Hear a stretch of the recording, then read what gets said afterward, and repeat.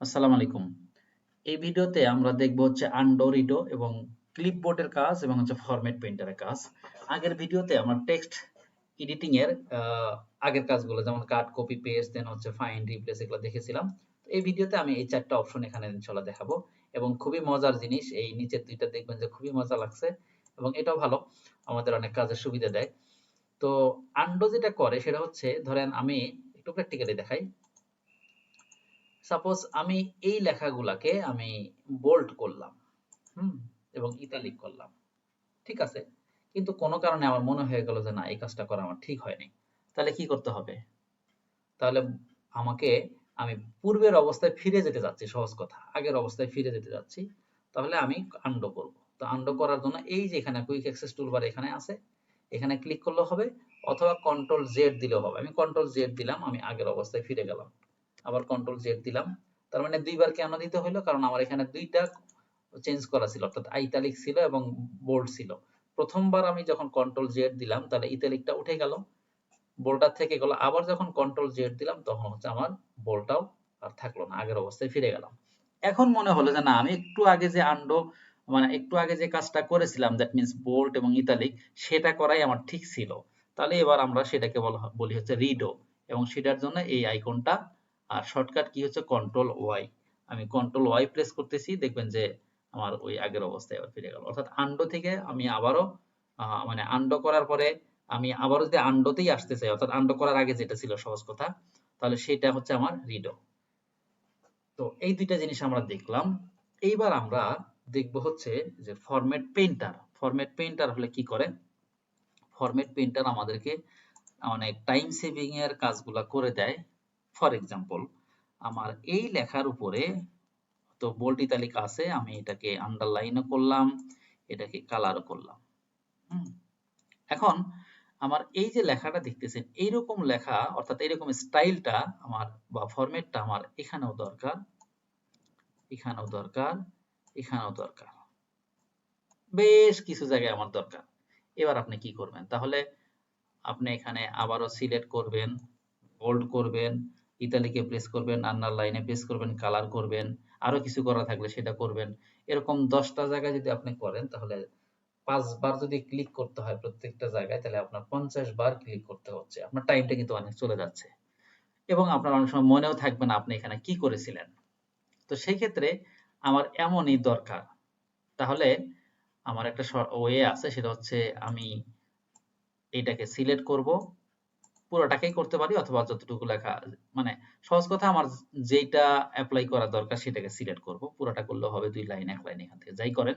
তো সিলেক্ট করার পরে ফরম্যাট পেইন্টারে ক্লিক করবেন, ক্লিক করেন।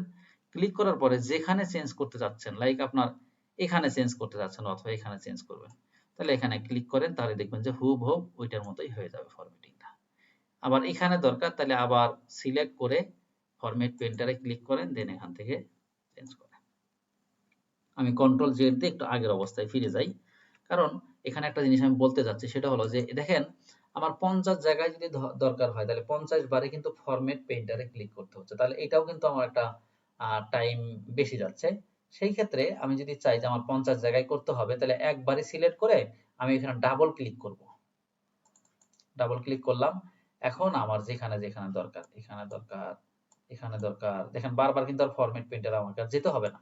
এখানে দরকার, যেখানে দরকার আপনার সেখানে আপনি সিলেক্ট করেন, সিলেক্ট করেন, আপনার কাজ শেষ। দেন একবার ফরম্যাট পেইন্টারে সব কাজগুলো শেষ করার পরে, আর যখন আর আপনার দরকার নেই, তখন ফরম্যাট পেইন্টারে একবার ক্লিক করেন, আপনার কাজ শেষ।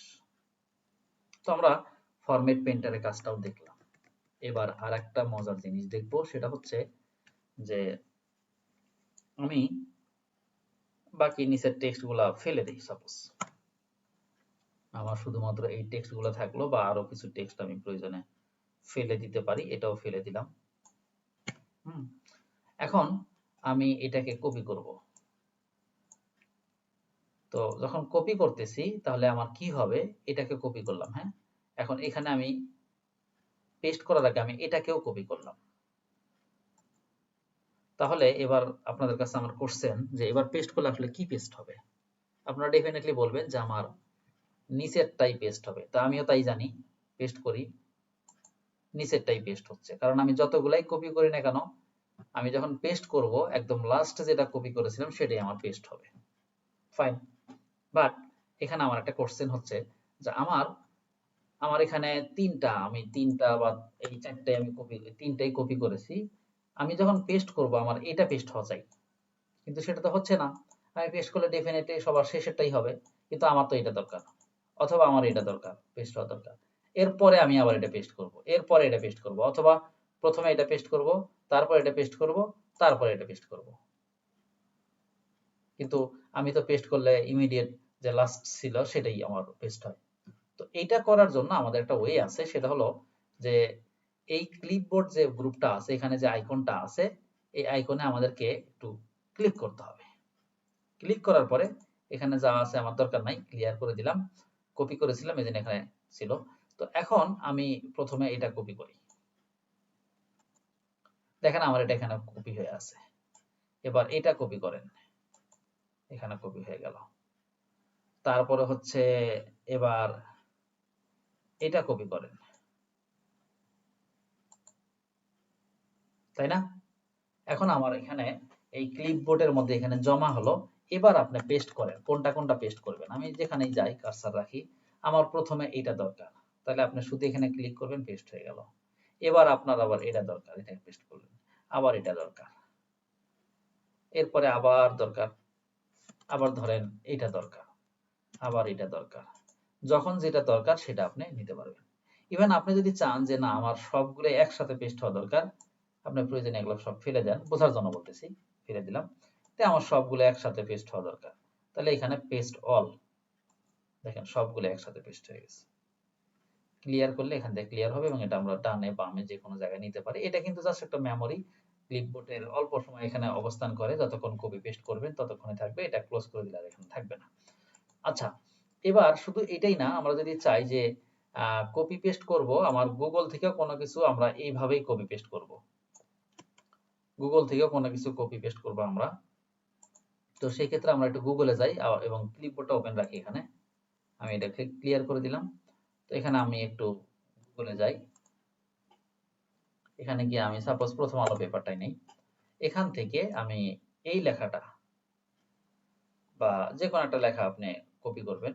সাপোজ আমি এই লেখাটাই এখানে নেই, এখান থেকে আমি প্রথমত এইটাকে কপি করব, কন্ট্রোল সি দিলাম, হ্যাঁ কন্ট্রোল সি দিলাম, দেন আমার এখান থেকে কন্ট্রোল সি দিলাম, দেন আমার এখান থেকে কন্ট্রোল সি দিলাম। আপনি ওয়ার্ডে যান, দেখেন এখানে কন্ট্রোল সি দেওয়াতে আমার এখানে চলে আসছে। এবার আপনি এখান থেকে পেস্ট করেন যেটা যেটা দরকার।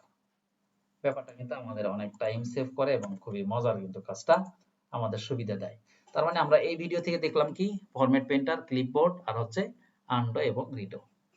তো আশা করি আপনারা এখান থেকে এই জিনিসগুলো শিখতে পারতেছেন। যদি ভিডিও ভালো লাগে তাহলে অবশ্যই লাইক কমেন্ট দিবেন এবং সাবস্ক্রাইব করে রাখবেন।